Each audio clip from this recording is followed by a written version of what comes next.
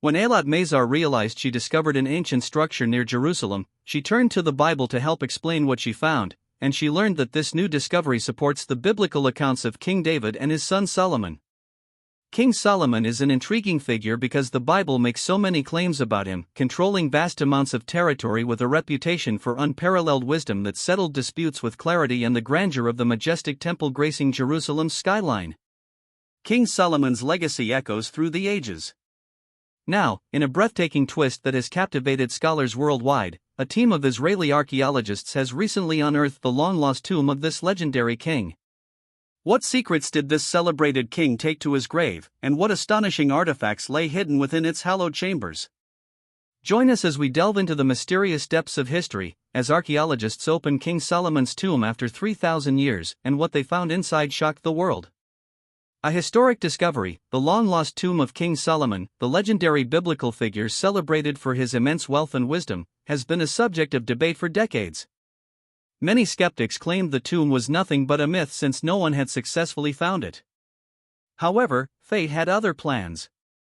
A team of scientists and archaeologists led by Eilat Mazar from the Hebrew University of Jerusalem made an astonishing discovery. They found the location of Solomon's tomb in the city of David. To solidify the credibility of this discovery, it is worth noting that this wasn't Dr. Mazar's first archaeological find. In 1986, she made a monumental archaeological discovery, a large gatehouse located about 150 meters north of the city of David in the Ophel area.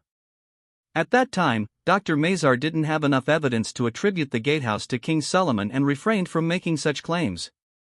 In 2009, Dr. Mazar resumed her excavations at the Ophel site. Everywhere she dug, layers from the First Temple period were uncovered, revealing a treasure trove of historical insights. With these discoveries, she revisited the dating of the gatehouse. The fresh evidence led her to conclude that the gatehouse likely dated back to the 10th century BC, during the reign of King Solomon. Why should we trust Dr. Mazar's findings? Dr. Mazar was a brilliant scientist who placed immense value on the scientific method. One of her favorite sayings was, "We must let the stones speak." American lawyer Herschel Shanks, in a 2007 article for Biblical Archaeology Review, emphasized her expertise, stating that no one would question her professional competence as an archaeologist. Dr. Mazar was often seen as a biblical scientist, skillfully blending biblical narratives with her scientific research. Unlike many of her contemporaries, she had no reservations about integrating the Bible into her work. This approach set her apart in a field where science and religion often seem at odds. Among the many artifacts found at the site, over 30 bullae were discovered, containing more than 30 bullae, and one of them attracted our special attention. One of these particularly captivated her. Dr. Mazar's excitement and dedication to her work were evident, contrasting with the typical skepticism towards combining science and religion. Her profound expertise in archaeology played a crucial role in this significant discovery. What makes this discovery even more astonishing is that the team wasn't even looking for Solomon's tomb. Instead, they were searching for something much larger. Mazar and her team were excavating the oldest part of Jerusalem, hoping to find King David's palace. During their work, they uncovered a massive wall segment about 2,110 feet long, known in Arabic as the Cave of the Kings. What is this place? What is its purpose? Who built it, and why? The archaeologists were eager to find out. The segment they uncovered included a gatehouse, a corner tower, and a royal structure. The archaeologists were stunned by the wall size, suspecting it might be part of an even grander building like a temple or palace.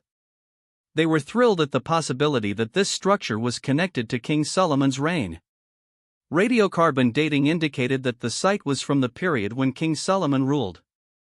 Dr. Mazar noted that this was the first time they had found a structure from that era that could match the descriptions of King Solomon's buildings in Jerusalem. But could this have been built by another king and not Solomon? Dr. Mazar explained that there weren't many kings from the 10th century who could have built such a structure. Essentially, it could only have been David or Solomon. According to the Bible, King David, known for his battle with Goliath, was the father of King Solomon, who is credited with constructing the first temple of Jerusalem on the Temple Mount. Ceramics discovered near the wall helped date the structure to the second half of the 10th century BC, which was the era of King Solomon. Near the gatehouse, they found large earth and water storage vessels, one of which bore a Hebrew inscription indicating it belonged to a high-ranking government official. Other finds included figurines typical of 10th century BC Jerusalem, such as four-legged animals and large-breasted women, likely symbolizing fertility. Moreover, archaeologists found jar handles with inscriptions mentioning the king and various Hebrew names. This makes the discovery even more fascinating and important. The historical and archaeological value of these finds cannot be overstated, as they provide a deeper understanding of the period and its people. Discoveries in ancient offal for archaeologists uncovering King Solomon's temple has long been a monumental goal. The recent discovery of a wall segment in Jerusalem's ancient offal area marks a historic breakthrough. Offal, one of the city's oldest districts, is believed to have been the site of King David's palace. This finding adds fresh layers to our understanding of the region's past, connecting it firmly to biblical narratives that mention King Solomon, the illustrious ruler of ancient Israel, being laid to rest in the city of David.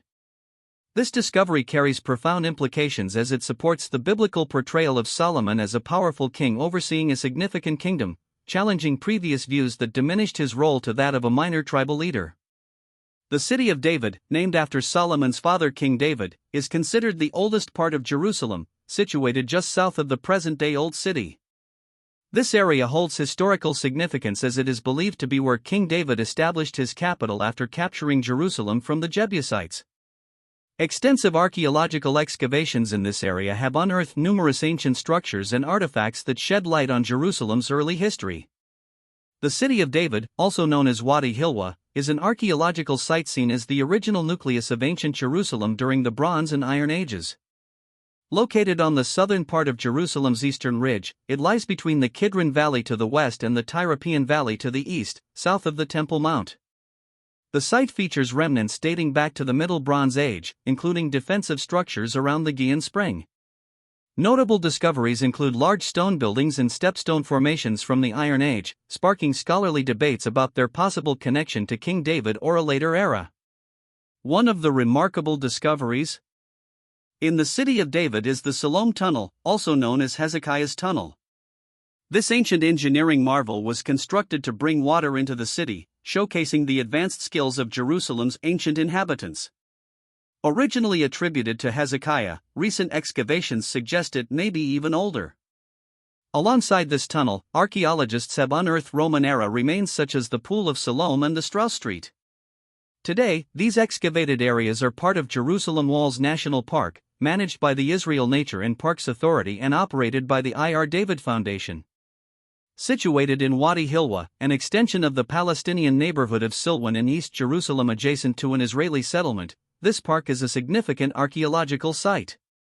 Another significant discovery is a large stone structure believed by some to be the remains of King David's palace.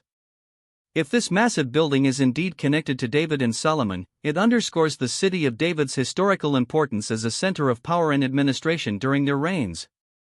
Despite recent groundbreaking discoveries and significant artifacts found, previous archaeologists struggled to define